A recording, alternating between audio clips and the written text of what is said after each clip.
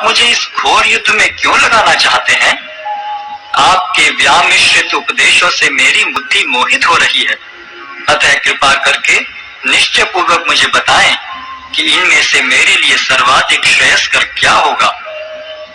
श्री भगवान ने कहा, हे निष्पाप अर्जुन, मैं पहले ही बता चुका हूं कि आत्म साक्षात्कार का प्रयत्न करने वाले दो प्रकार के पुरुष होते हैं।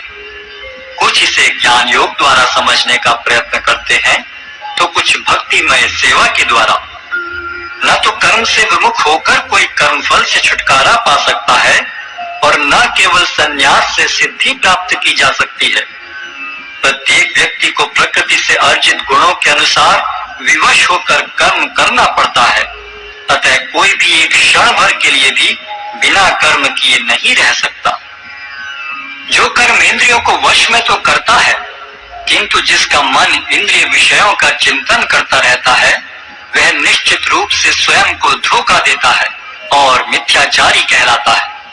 दूसरी ओर, यदि कोई निष्ठावान व्यक्ति अपने मन के द्वारा कर्मेंद्रियों को वश में करने का प्रयत्न करता है और बिना किसी आसक्ति के कर्म योग प्रारंभ करता है, तो वह अति उत्कृष्ट है। अपना नियत कर्म करो, क्योंकि कर्म न करने की अपेक्षा कर्म करना श्रेष्ठ है। कर्म के बिना तो शरीर निर्वाह भी नहीं हो सकता। श्री विष्णु के लिए यज्ञ रूप में कर्म करना चाहिए, अन्यथा कर्म के द्वारा इस भौतिक जगत में बंधन उत्पन्न होता है। अतः हे कुंती पुत्र, उनकी प्रसन्नता के लिए अपने नियत कर्म करो। इस तरह तुम बंधन से सदा मुक्त रहोगे।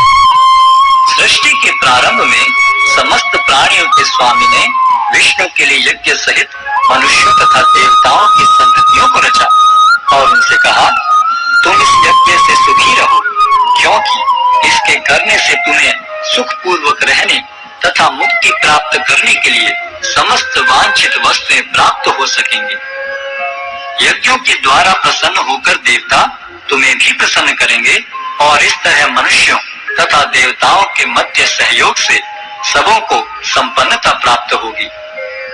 जीवन की विभिन्न आवश्यकताओं की पूर्ति करने वाले विभिन्न देवता यज्ञ संपन्न होने पर प्रसन्न होकर तुम्हारी सारी आवश्यकताओं की पूर्ति करेंगे, किंतु जो इन उपहारों को देवताओं को अर्पित किए बिना भोगता है, वह निश्चित रूप से चोर है। भगवान के भक्त सभी प्रकार के पापों